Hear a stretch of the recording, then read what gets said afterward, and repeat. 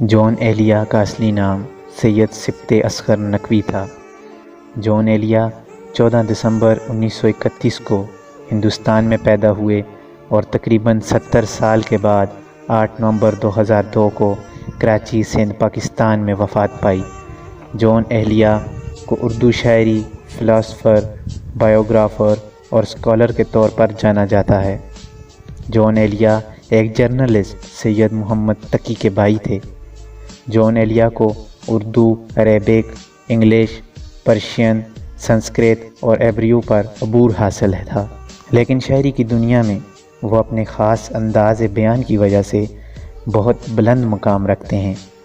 ادب سے گہرا تعلق رکھنے والے تمام لوگ یہ اچھی طرح جانتے اور مانتے ہیں کہ ادب اور شاعری کی دنیا میں جون ایلیا کی کمی کبھی پورا نہیں کیا جا سکتا۔